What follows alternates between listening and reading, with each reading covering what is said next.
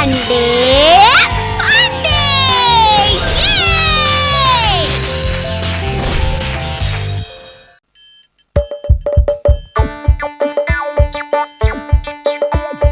আসছে গোপাল যাচ্ছে গোপাল ভাবছে গোপাল হাসছে গোপাল আসছে গোপাল যাচ্ছে গোপাল ভাবছে গোপাল হাসছে গোপাল যুগের পরে যুগ কেটে যায় মানুষ তাকে ভোলে না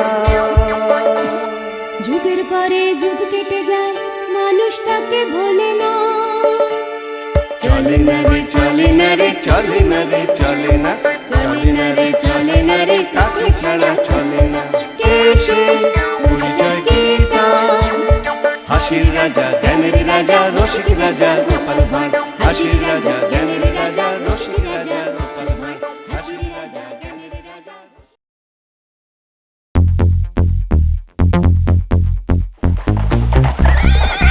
আরে কৃষ্ণনগরের দূত মনে হলো না? ঠিকই তো, তাহলে যাই খাম্বাজ রাজসভার দিকে। নিশ্চয়ই কোনো কোনো ভালো খবর আছে।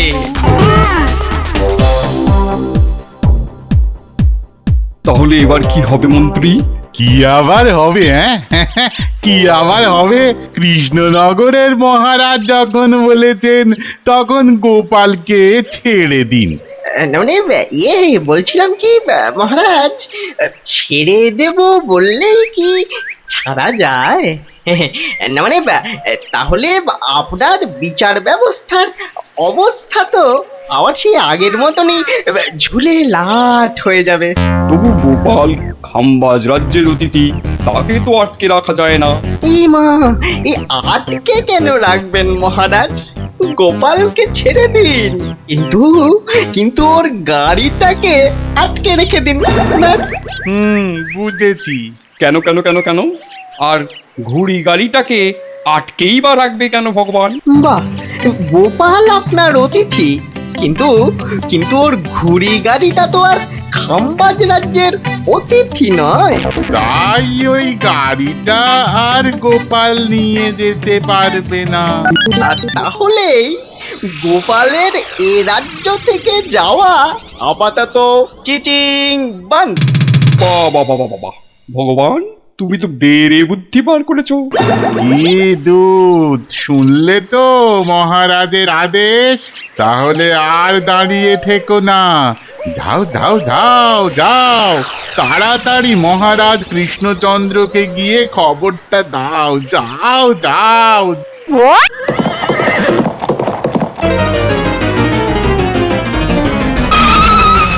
মহারাজ মহারাজ মহারাজ, কৃষ্ণনগর থেকে কি দূত এসেছে আমাকে নিয়ে যাবার জন্য? বাবা, সেই জন্যে একেবারে ভুঁড়ি কাঁপিয়ে দৌড়তে দৌড়তে চলে এলে? না, আসলে ওই রাস্তায় ওই কৃষ্ণনগরের দুধকে ঘোড়ায় করে আসতে দেখলাম বলে মনে হলো তো, তাই আর কি। ঠিকই দেখেছো, কিন্তু তোমার তো এখন যাওয়া হবে না। কিন্তু কেন মহারাজ?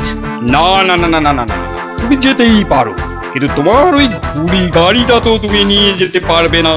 কেন মহারাজ? তোমার ঘুড়ি গাড়িটা যেই খাম্বাজ রাজ্যে ঢুকেছে অমনি সেটা খাম্বাজ রাজার সম্পত্তি হয়ে গেছে। হ্যাঁ, তাই নাকি? হ্যাঁ, তাই এখন পারলে তুমি হেঁটে হেঁটে কৃষ্ণনগরে চলে যাও।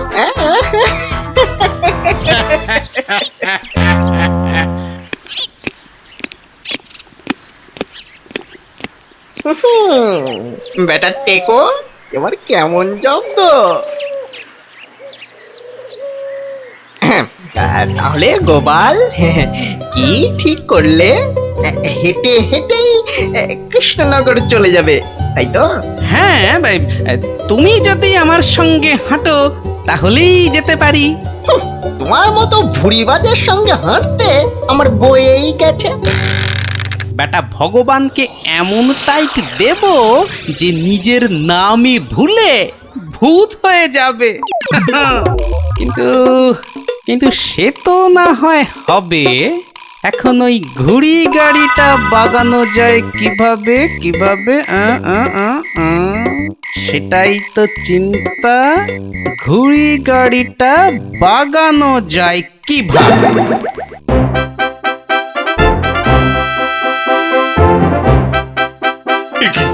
কি কথা শুনছি দূতের মুখ্যমন্ত্রী? এবার এবার তাহলে গোপাল ফিরবে কি করে? গোপাল ঠিক জব্দ হয়েছে। কি হলো? আরে কিছু একটা বলো। হ্যাঁ না মহারাজ, কিচ্ছু চিন্তা করতে হবে না। ও গোপাল ঠিক এক কায়দা বার করে ফেলবে। একদম ঠিক মহারাজ, গোপালের যা ভীষণ বুদ্ধি না, ঠিক ওর ভুঁড়ির মতো। সে বলছো বটে, কিন্তু আমার চিন্তা তো আরো বেড়ে গেল। কি গোপাল, তাহলে কিভাবে কৃষ্ণনগরে যাবে ঠিক করলে? আগে না মহারাজ, ভাবছি এখন যাব না। বাবা বাবা, তাহলে তো ভালোই হলো। কি বলো মন্ত্রী? সে আর বলতে, আমাদের সব জমে থাকা বিচারগুলো এক এক করে গোপাল সব করে দেবে। সে দেব, কিন্তু ওই তার আগে আপনি যদি আমাকে আপনার ঘুড়ি গাড়িটা দান করে দেন মহারাজ। মহারাজ তোমাকে করবেন দান? হাসালে গোপাল। মনে হচ্ছে তোমাকে পাগলা কুকুরে কামড়েছে।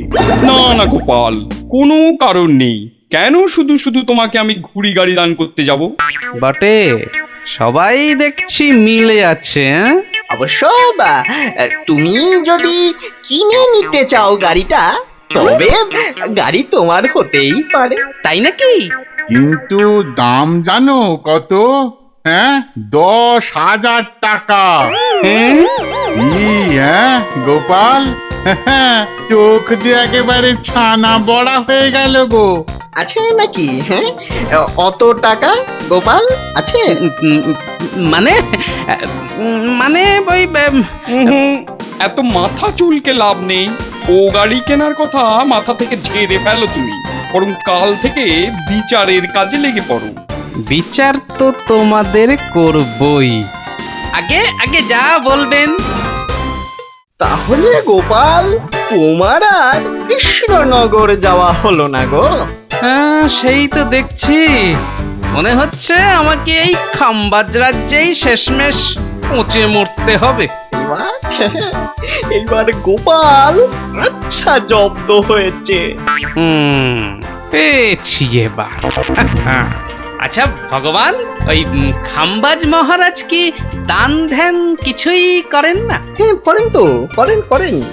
প্রত্যেক শনিবার উনি প্রাসাদের বাইরে দাঁড়িয়ে থাকা ভিখিরিদের 1-2 টাকা দান করেন। দারুণ দারুণ। কে গোপাল, এই শেষে ভিখারিদের দলে ভিড়ে মহারাজের কাছে ভিক্ষে চাইবে নাকি?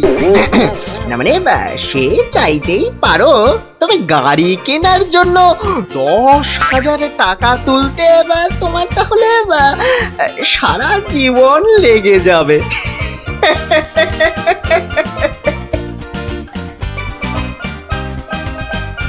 তোমার ওই হ্যাঁ হ্যাঁ করা মুখ থেকে দাঁত না খুলে নিয়েছি তো আমার নাম গোপাল ভাঁড় নয়।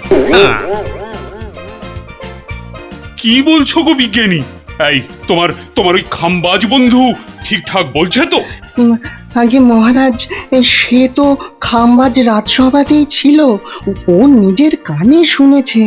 মহারাজ, আপনি অযথাই চিন্তা করে আপনার মাথার টাক বাড়াচ্ছেন।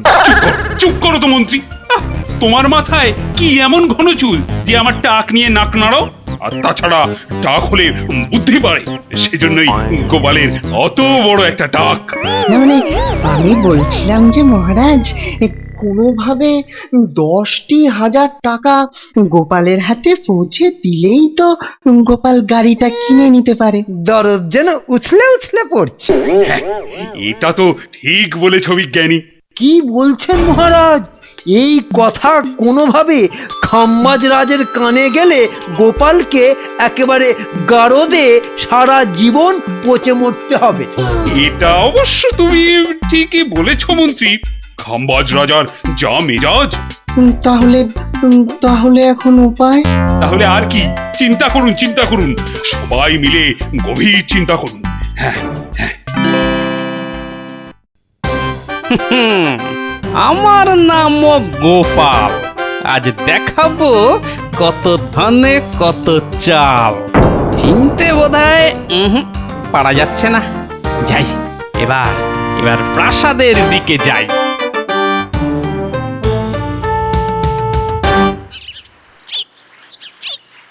আর ঠাকুমা, দাদু কবে ফিরবে গো? জানি না রে, মনটা বড় টানছে। একা মানুষ বিদেশ বিভুঁইয়ে। ও তুমি কিচ্ছু চিন্তা করো না, দাদুকে কেউ কিছু করলে এক ঘুষি মেরে তার নাকটা আমি ফাটিয়ে দেবো। যা তোরা, যা খেলগে যা, দাদু বাড়ি ফিরলে খবর দেব। হে মা কালী, রক্ষা করো, রক্ষা করো মা কালী, রক্ষা করো।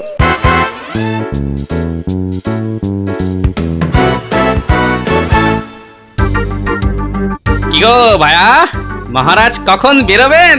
বেরোবে, অত তাড়াহুড়ো করলে চলে? ওই তো, জয় খাম্বাজ মহারাজার জয়, জয় খাম্বাজ মহারাজার জয়। এবার আমার পালা। জয় হোক মহারাজের। এ কি, মাত্র 1 টাকা? কেন? হ্যাঁ, ক টাকা চাস তুই? হ্যাঁ, এত জোরে জয়ধ্বনি দিলাম, তবু 1 টাকা। তাই বলছিলাম যে মহারাজ। আচ্ছা আচ্ছা, এই নাও আরেক টাকা। ভিখারিটাকে কোথায় যেন দেখেছি মনে হচ্ছে। ও বাবা, তাহলে তো মাত্র 2 টাকা হলো। এই বেটা পেট মোটা, ক টাকা ভাবছিস তোকে দেবে মহারাজ? হ্যাঁ, ক টাকা দেবে? 1000 2000 নাকি? হ্যাঁ, হলে তো মন্দ হয় না। চুপ বেটার ছেলে, লোক তো খুব দেখছি তোর। হ্যাঁ, খুব। মানে আমি চুপ।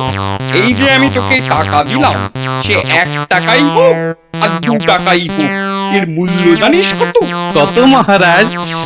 1 2 নয়, 10,000 টাকার সমান। বুঝলি?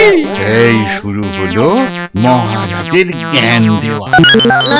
না, কিছুতেই মনে করতে পারছি না ওই টেকো বেটেটাকে কোথায় দেখেছি। কিন্তু কেন মহারাজ? বুঝতে পারলি না তো? বেশ, তোকে বুঝিয়ে দিচ্ছি। এই যে তোদের আমি টাকা দিচ্ছি, সেটা আমি কোথা থেকে পাচ্ছি? কোথা থেকে মহারাজ? আহ, সেটাও জানিস না? বড় মূর্খ তুই। আগে ঠিক বলেছেন, মাথায় চুল নেই বলেই তো মাথার সব বুদ্ধি বেরিয়ে গেছে। আরে বোকা, এই সব আমাকে দিয়েছেন স্বয়ং ভগবান। আর ভগবানের দেয়া টাকা, সে 1 টাকাই হোক আর 2 টাকাই হোক, তার মূল্য তো হাজার হাজার টাকার সমান, তাই না? সেই তো।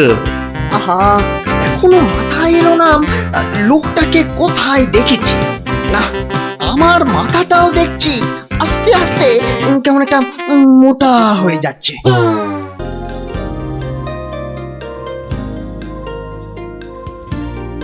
আরে ও গোপাল, গোপাল, অত তাড়াহুড়ো করে কোথায় চলেছো? রাজসভায়। হ্যাঁ, তোমার তো এখন বাকি জীবন ওই খাম্বাজ রাজসভাতেই কাটাতে হবে, তাই তাড়াতাড়ি যাওয়ার অভ্যাস করাই ভালো।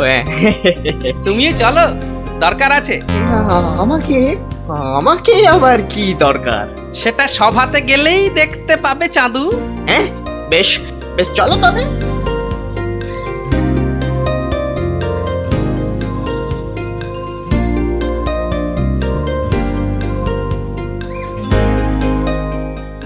কি ব্যাপার গোপাল, এত সকাল সকাল রাজসভায়? না, আবার আমাকেও ধরে নিয়ে এলো মহারাজ।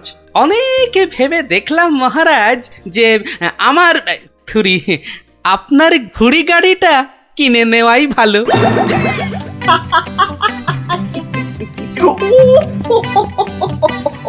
গোপাল পাগল হয়ে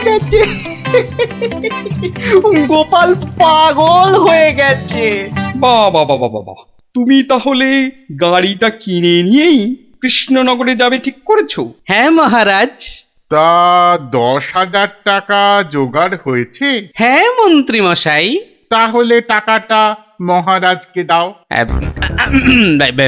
সবার সামনে মানে ওই এত মানে না করে মানে টাকাটা বার করো তো দেখি বাছাধন। সব জারি জড়ি তাহলে এখনই তোমার খতম হয়ে যাবে। এই যে মহারাজ 2 টাকা থুড়ি 10,000 টাকা। গোপাল, তুমি কি আমার সঙ্গে কি করছো নাকি? না মহারাজ, এই তো আপনার গাড়ির দাম 10,000 টাকা। ফাজলামো হচ্ছে 2 টাকা দিয়ে বলছো 10,000 টাকা? তুমি ঠিকই বলেছো ভগবান, গোপাল বেটা বাড়ি আর যেতে পারবে না। এই ভেবে ভেবে একেবারে পাগল হয়ে গেছে। না না না, একেবারেই না, আমি ঠিক দামই দিয়েছি 10,000 টাকা। এই কে আছিস? গোপালকে আমার সঙ্গে কি মারার জন্য এক্ষুনি গাড়দে আটক কর। এই কি মহারাজ, আপনিই তো কালকে বললেন ভগবানের দেওয়া সে 1 টাকাই হোক আর 2 টাকাই হোক, তার দাম হাজার হাজার টাকার সমান। মানে? হ্যাঁ মহারাজ, আমি কালকের সেই ভিখারি, আর এই সেই 2 টাকা যাকে আপনি বলেছিলেন 10,000 টাকা। হায় হায় হায় হায় হায়, এই কি সর্বনাশ, দেখো কি সর্বনাশ। এতক্ষণে বুঝতে পারলাম ওই কালকের ভিখারিটা এই গোপালই ছিল। তাহলে মহারাজ, আপনার গাড়ির দাম আপনি পেয়ে গেছেন, এখন দয়া করে গাড়িটা আমাকে দেন, তাহলে আমি কৃষ্ণনগর রওনা হতে পারি। মন্ত্রী, গাড়িটা বজ্জাতটাকে দিয়ে দাও।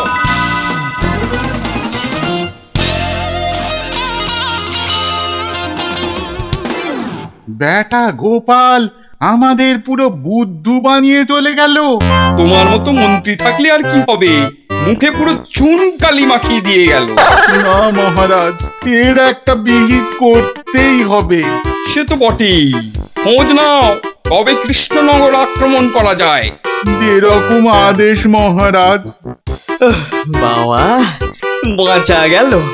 এখন তো দেখছি খামবাজ রাজা আর মন্ত্রী দুজন মিলে আদা জল খেয়ে লেগেছে গোপাল আর কৃষ্ণচন্দ্রকে জব্দ করার জন্য। ভালোই হলো, আমার ঘাড়ে তো আর বন্দুকটা রইল না। স্বদেশ আমার স্বপ্ন গো, তোমাতে আমরা লহিয়া জন্ম, ধন্য হয়েছি ধন্য গো।